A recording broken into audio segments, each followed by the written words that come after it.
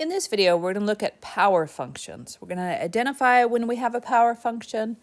We're going to identify the end behavior of power functions, identify the polynomial functions in general after power functions, and identify the degree and the leading coefficient of polynomial functions, which allows us then to determine what the end behavior of the power function or the polynomial will be. So the first couple of ones are warms up, so I want you to just kind of think about these and I'll give you the answer. So now would be the time to pause at these two and see if you can think about them and come up with the answer. So now would be the time to put it on pause. And welcome back. So if I'm asked to find an equation of a quadratic function that has a vertex on the y-axis and goes to the point 1, 4.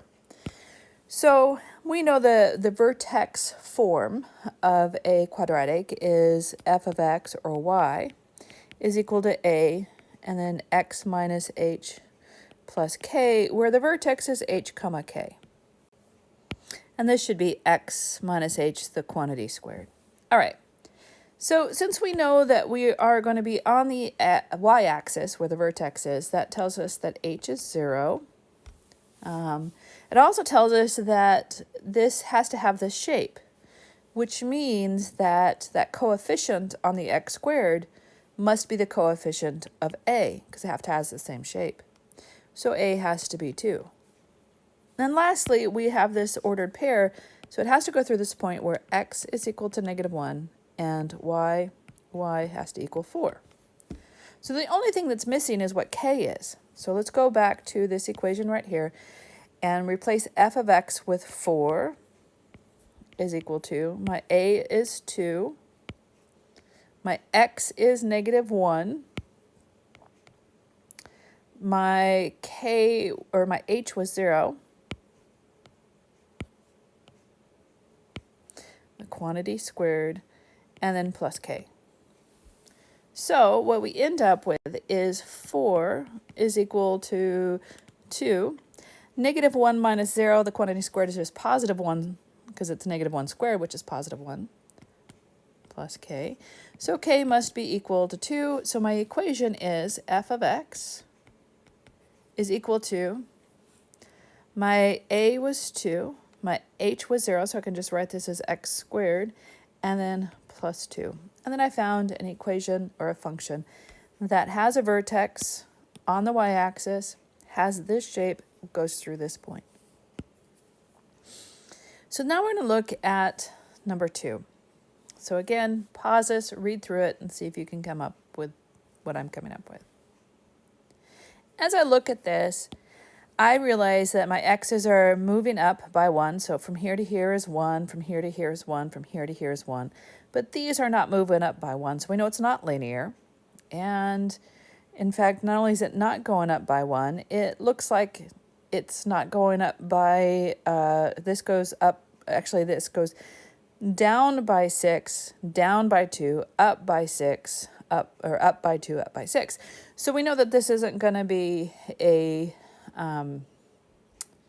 absolute value function either. Okay, so we know that we're going through 0, 0, so, and it looks like it is probably a quadratic. So I'm going to start out with f of x is equal to a x minus h, the quantity squared, plus k. And I know that since I have this 0, 0, that would be where my vertex is, because I see on either side of when x is 0 that my y values match on either side. So that I know from that my h comma k must be equal to 0, 0. So then it's just a matter of figuring out what my a value is. So I'm going to put in an ordered pair. It doesn't matter which ones. I'll choose this ordered pair. It doesn't matter. F of x gets replaced with 8 is equal to, and x gets replaced with 2, the quantity squared, and a is what I'm searching for. So I get 8 is equal to 4a, and so a happens to be 2. Now let's see if it works. Here's my equation. This is what I think my equation is. F of x is equal to 2x squared. And if I put in -1, I get -1 squared, which is 2. If I put in -2, I get 4 times 2, which is 8. So it works with the negatives. Let's try 1. I put in 1 squared is 1 times 2 is 2. And I put in 2 and I get 2 squared, which is 4 times 2, which is 8. So yeah, that's probably my answer right there. All right, so when we're looking at power functions are just a single term. It could have a coefficient on that single term, and the variable is raised to a real number. So as an example, f of x is equal to a constant. This is x multiplied by x raised to the 0. So it has a coefficient and a variable raised to a real number, which is 0. x squared, x cubed, 1 over x, because this is 1 over x, is the same thing as x raised to the -1, which is a real number. This is 1 over x squared, is x raised to the -2. The square root of x is the same thing as x raised to the 1/2, which is a real number. And of course, this is the same thing as x raised to the 1/3, which is also a real number.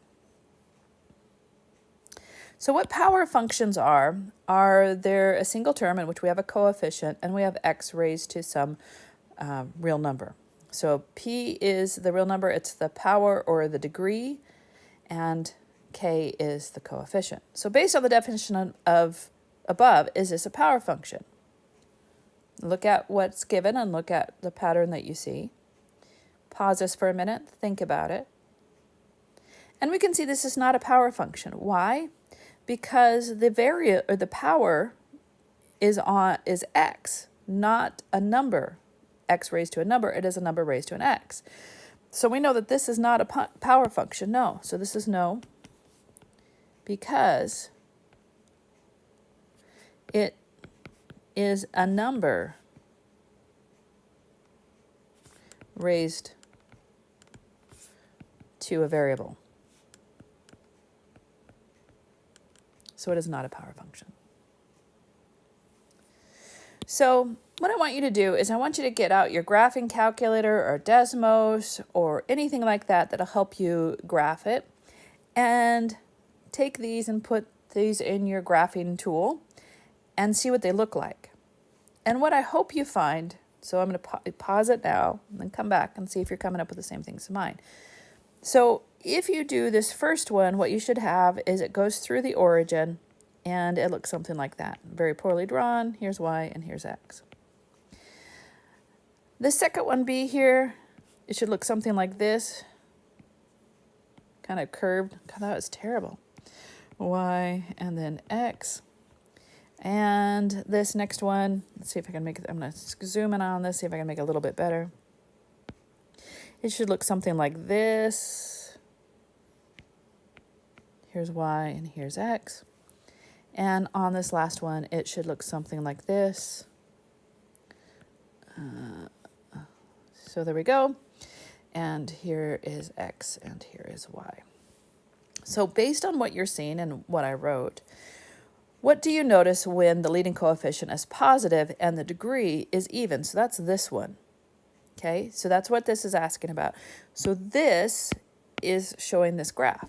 Well, we notice that as x goes to -infinity, the function f of x goes to +infinity. It's an up motion.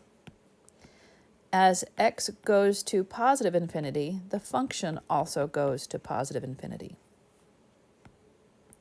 So it looks like this, up in this direction and up in this direction. Next one is, what do you notice when the leading coefficient's negative and the degree is even? So that's this one. So this is as x goes to -infinity, the function itself goes to -infinity. As x goes to positive infinity, the function also goes down to -infinity. So it has a graph that looks something like this, a down, down. So this is the end behavior. In other words, when we're talking about the end behavior, what does a graph behave like as x gets really small, so -infinity, and as x gets really large, positive infinity? What do you notice when the leading coefficient is positive and the degree is odd, which is this one? And we say as x goes to negative infinity, the function goes to negative infinity. As x goes to positive infinity, the function goes to positive infinity. So it has a shape that looks like this, down in this over here and up in this quadrant over here.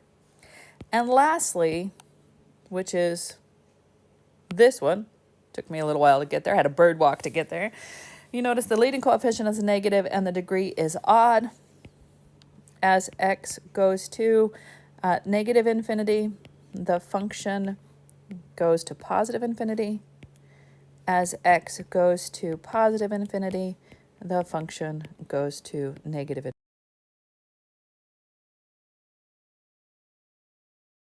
Which is what we would expect to happen, because what we know from 1.5 that these are having a leading coefficient that's positive or negative does a reflection over the x-axis. And so this looks like this and like this. And you can see that this is a reflection of this. Similarly, this is a reflection of this, or this is a reflection of this. It depends on how you look at it. So what we know then is as x approaches positive or negative infinity, this is the notation, which is what I was writing up there, we note f of x is increasing and decreasing without bound. And that means it's never going to stop. It's going to forever go up to positive infinity or forever go down to negative infinity. And we call this the end behavior of the graph. So here's the notation as x goes to, and then what the actual outputs or the function goes to. So as an example, this graph shows as x goes to negative infinity, as x goes in this direction, f of x is going into positive infinity, so it's going up forever. As x goes to positive infinity in this direction, the function itself is going up to positive infinity forever. And again, the same thing as x goes to negative infinity, as x goes out in this direction, the function itself is going up forever. And as x goes to positive infinity, as it goes this way, the function is going down forever. It's going without bound. So on this, I want you to fill out the chart. So what I mean by this is, assuming the constant is positive and the power is even, what is the behavior of the graph? So when n, oops, that's not what I wanted. Do this. So when n is even, such as 2, 4, 6, 8, etc., and we should say we are talking about the polynomials, the ones that are the powers. So this is in particular for polynomials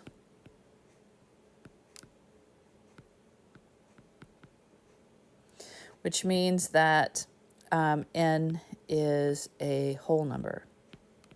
So 0 on up, 0, 1, 2, 3 on up. Okay, if n is even and k is positive, then we know the end behavior looks like this.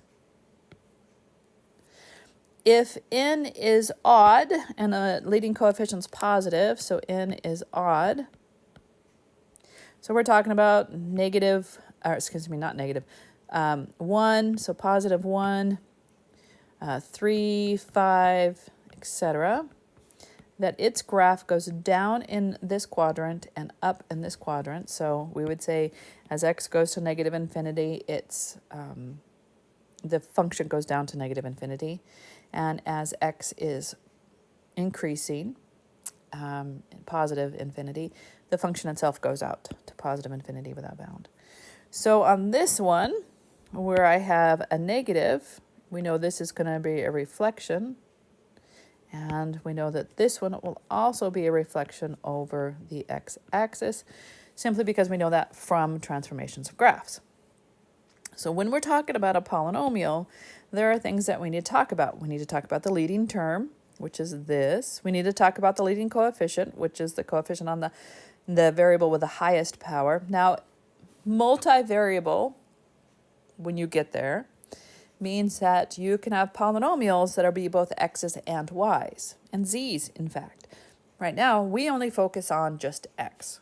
So just because it only has just x does not mean that it's not a polynomial. What makes it a polynomial is that all the powers, or the degree, is positive whole numbers, or 0 on up, I should say. They're just whole numbers, which are the numbers 0 on up. So the degree of a polynomial, when we talk about the degree of the polynomial, is the highest power or the exponent on that variable. And the leading coefficient, of course, is the coefficient on the variable with the highest exponent. And that's how we're going to decide the end behavior of the graphs of the polynomials based on this information up above and based on the leading coefficient and the degree of that polynomial. So here's a how-to. Here's intercepts and polynomial function, intercepts and turning points of polynomial functions.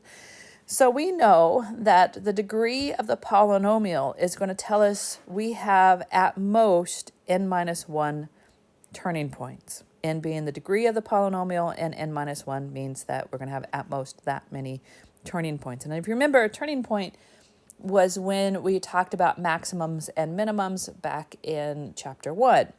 Is that we were talking about the extrema, when I come in increasing and leave decreasing, or come in decreasing and leave increasing. That's a turning point. We know there's an extrema there. And we're going to have at most n minus 1 of those. And then, of course, the intercepts, we will have at most n intercepts. That doesn't mean that we will have that many intercepts. And what I mean by that is, if you think about the graph y is equal to x squared plus 3, we know that this from 1.7 is a transformation of graph. It's a graph that has gone up 3. It's been moved up 3. Here's y and here's x. And so we know that it, even though it has a degree of 2, this polynomial is a degree 2, and we would have at most that many intercepts. That doesn't mean I'm guaranteed it. I actually don't have any, because you can see from the graph that has been moved up 3. Now, the turning points, where n is 2, the number of turning points is n minus 1, which is 1, and that's right there, so we can see that does actually happen. Can a polynomial function have more x-intercepts than the degree of the polynomial? No. Can it have less? Yeah, we just showed you it can have less. If a polynomial is in factor form, what's the best way to determine the degree of the polynomial? Well, so let's take a look at that. So if we have x minus 2 squared, x minus 1, and x plus 3 to the 4th power, this term will produce an x squared term when I multiply it out. This will produce an x term, and this will produce an x to the 4th term if I were to multiply all this out, and I'm not going to. So what I know then is if I were to multiply all of this out, I would have these coefficients on each one of these factors when I multiplied them out. So I have x squared would be multiplied by an x, which would be multiplied by x to the 4th. So then that tells me that I'm going to have x to the 7th. So my degree of my polynomial is 7. I am not going to multiply it all through. I just know that when it's factored, this will produce an x to the 4th term. This will produce an x term, and this will produce an x squared term. Similarly, let me give you another example. So here's another example. Suppose I have x squared plus 1, and we know that that thing is already factored because it doesn't factor over the reals, the quantity squared. Oh, actually I do the quantity cubed. And then I have x plus 1. Now, this will produce an x squared raised to the 3rd power, and this will produce an x. So x squared raised to the 3rd power is x to the 6th multiplied by x to the 1, and so I get x to the 7th. So I know that my power on this is also x to the 7th. The degree of my polynomial is 7, and then I can make decisions about the end behavior. Can you have a polynomial of a degree 3 and have no turning points? What about a degree 2? Well, yeah, you can have a degree 3 with no turning points, but with a degree 2, no, that is not possible. And you're like, but wait a minute, it says up there we're going to have this many turning points. Yeah, but you're not guaranteed it. So here's a classic one, which is in our toolkit or parent function. This is what an x cubed looks like. There's no true turning point here because what's happening is as x increases from left to right, my graph goes, it has a horizontal slide here. There's no actual true turning point. Remember, turning point says I have to come in increasing, leave decreasing, or come in decreasing and leave increasing, and this does neither. So yeah, you can have a degree 3 with no turning points. You can have a degree 5 with no turning points. And then it's going to be one of the power functions. Actually, we'll have no turning points when the power is odd. It doesn't matter if the leading coefficient's negative or not, but when the power is odd and it's a power function where the exponents are positive, you're going to have no turning points. Now, what about a degree 2? Nope. Nope. We know degree 2 because the behavior of the graph from up above is going to be this and this. So we have to, or it's going to be this and this. So we know we have to have a turning point. So the answer is yes here and no here. For this one, we want to find the x and y intercepts of the polynomial, the degree of the polynomial, the number of turning points, and determine the end behavior. So the x-intercepts, when it's in factored form, are easy because you just set each factor equal to 0 and solve. So x minus 1 is equal to 0, and x plus 2 is equal to 0. I'm ignoring the power of 2 on here because it's not going to change the x-intercept. It's going to change the behavior of what happens at the x-intercept, but it's not going to change the fact that we have an x-intercept there. So this gives me x is equal to 1, and this gives me x is equal to negative 2. So my x-intercepts are 1, 0, and negative 2, 0. So the y-intercepts is we let x equal 0, and we solve. So f of 0, which is going to be equal to 0 minus 1, multiplied by 0 plus 2, the quantity squared. So this is going to give me negative 1 multiplied by 4, so I get negative 4. Now this is the y part of the y-intercept. It is not the y-intercept. The y-intercept is an ordered pair, so 0, negative 4. Now we want to find the degree of the polynomial, so I'm going to pay attention to the first one is going to give me an x. The second factor is going to give me an x squared, and so the degree of this polynomial is x to the third. Because it's x to the third, and pay attention to my leading coefficient, this has a coefficient of 1 from here. This has a coefficient of 1 from here, and squared is not going to change that. So because my degree n is 3, my a sub n is greater than 0, this tells me as x goes to negative infinity, f of x will go to negative infinity. As x goes to positive infinity, f of x goes to positive infinity. You're like, where is that you're getting that? Well, remember this thing that we filled out up here? This chart is what's telling me what the end behavior is. So then we take a look at b, and b is not completely factored, so let's go ahead and factor this, and then it becomes x minus 3 multiplied by x minus 2, the quantity squared. This is this factored. It still is a power of 2, so don't forget that. So then this becomes x minus 3 of a power of 2 and x minus 2 of a power of 2. My x-intercepts are going to be x minus 3 equals 0, which gives me x is equal to 3, which gives me 3, 0. Use my x-intercepts.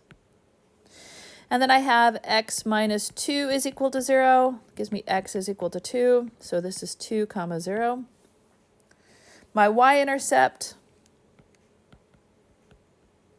we let x equal 0. So x is equal to 0. And I'm going to have f of 0, which is going to give me positive 6, the quantity squared, because this term is 0 and this term becomes 0. So I get 36. So my y-intercept is 0, 36. My behavior, this is going to give me an x squared, and this is going to give me an x squared. So the degree of my polynomial is 4, because this produces an x squared, this produces an x squared. So n is 4. This is 1x squared, this is 1x squared. So a sub n is positive. I don't even care what it is, I just know it's positive. These two combined tell me that as x goes to as x goes to negative infinity, it's going to go up. As x goes to positive infinity, it goes up. So as x goes to negative infinity, my function goes up. As x goes to positive infinity, my function goes up as well. So on this last one, it's already in a form that I could easily pull off the information. We can, without doing any of the x and y intercepts. I'm going to say, hey, look, I can see here my a sub n is greater than 0. My degree is given, it's 3. And these two combined give me that as x goes to negative infinity, my function is going to go to negative infinity. As x goes to positive infinity, my function is going to positive infinity. Okay, so that gives me that part. I can also find the y-intercept. That's pretty easy. The y-intercept is the only thing in the polynomial that doesn't have an x attached to it, because when I let x equal 0, this term goes to 0, this term goes to 0, this term goes to 0, so the only thing left standing is the negative 16. So my y-intercept is 0, comma, negative 16. Now, the x-intercept. Okay, so I'm going to factor by grouping. It says, hey, factor by grouping. So I have 3x to the third plus x squared minus 48x minus 16. Out of these two terms, an x squared is common, so I'll factor that out, and I get 3x plus 1. Out of these two terms, a negative 16 is common, leaving me a 3x plus 1. Now, if this term matches this term, then I factored by grouping correctly. So I'm going to factor it out, and when I factor it out, I'm going to have a 3x plus 1 gets factored out. What's left remaining is an x squared term, and that's negative 16. But that's a difference of squares, so that gets factored. So we get 3x plus 1, x plus 4, x minus 4. So my x-intercept setting each one of these equal to 0. The first one I set equal to 0, and I'm going to get a negative 1/3, comma 0. The second one is going to be negative 4, comma 0. And then the last one is 4, comma 0. So those are my x-intercepts.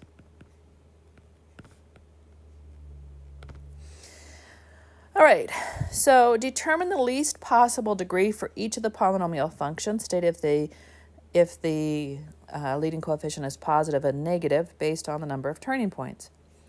So we know here the number of turning points, n minus 1 is 1, so the least degree is n is equal to 2. Because this is moving up and this is moving up as x goes to negative or positive infinity, then we know that a sub n, we don't know what it is, we can find it, is going to be greater than 0. But it's not asking us to find that. It's just asking us to determine the least degree of the polynomial functions and state whether or not the leading coefficient is positive or negative. So going on this one, turning point, turning point, turning point, turning point. So n minus 1 has to equal 4, so n has to equal 5. Because remember, the most number of turning points is going to be n minus 1. So we just set the most number of turning points equal to what we see, and we get the least power is 5. Could it be higher than that? Sure, it could be higher than that, but this is the least power. Now, based on what we know about leading coefficients and the degrees of the polynomial, since this is going to positive infinity and this side is actually going to negative infinity, we know that our leading coefficient has to be 0. Again, that chart up above is really going to be helpful for you. For this one, they're asking us to find a polynomial with a given characteristic. Sketch the graph of the function. Assume that a sub n is either a positive 1 or a negative 1. So we're going to start with the intercept. So they give us a single intercept for the x, and of course, we only expect one intercept for the y. So we know that this is going to be, at the very most, or at the very least, it's going to be x minus 1. And you're like, where did that come from? Well, let's back up a little bit. So if I set the x part of the x-intercept equal to x, so x is equal to 1, that means x minus 1 is equal to 0, so that means the factor must be x minus 1. So we know that this is a factor. We don't know if this factor has a degree 1, 2, or 3 outside, but we do know this. And the y-intercept is 1. So now we have an a sub n, which we know is either positive or negative 1, is equal to f of x. What we don't know is this. And this does satisfy, by the way, if I put in 0. Oh, wait. If I put in 0 here to get this, my a sub n could be negative if my power is 1. Or my a sub n could be positive if my power is squared. Oh, okay, so then let's look at the behavior. The behavior of the graph says as x goes to negative infinity, my function goes up. So as x goes to negative infinity, my function goes up. As x goes to positive infinity, my function goes down. Oh.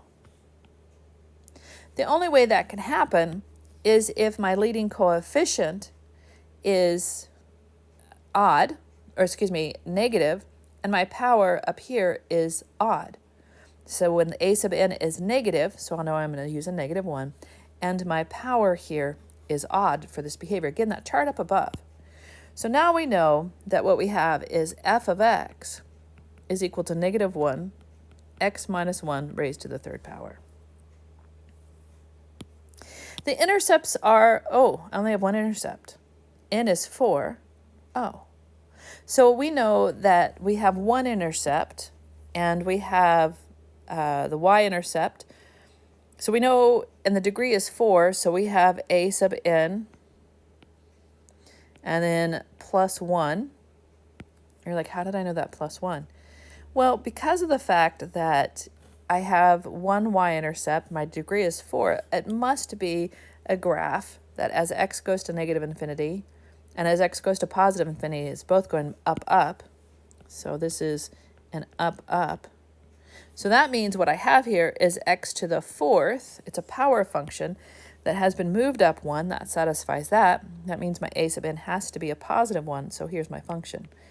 F of x has to be equal to x to the 4th plus 1. And now this satisfies the degree. There's power of 4. If I put in 0, I get 1 out as the y part of the y-intercept. And these are satisfied by this because it is a power function moved up 1. And the last problem here, a rectangle is twice as long as it is wide. To make a box out of the rectangle, a square with the sides of 2 feet are cut from each one. Okay, so let's draw our piece of cardboard before we actually do anything else. So it says that a square with sides 2 feet. So I'm going to cut out a square here where this is 2 feet and this is 2 feet. Cut out 2 feet here and a 2 feet here. And 2 feet here and 2 feet here. And lastly, 2 feet here and 2 feet here. The rectangle is twice as long as it is wide. So this is wide and this is 2 times W. Now when I build this box, this base is only going to be this amount. So when I build this box,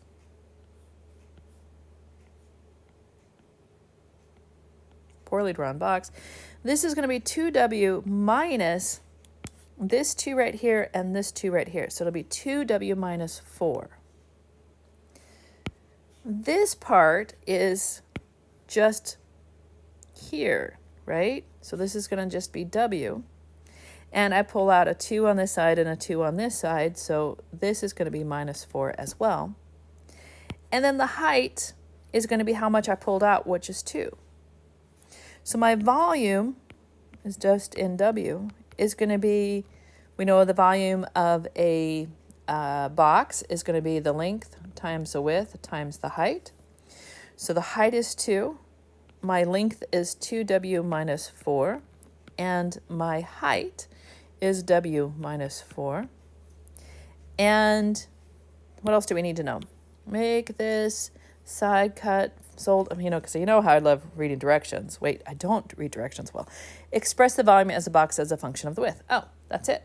So it's not asking for the maximum width. It's not asking for the maximum volume. None of that. So this is it.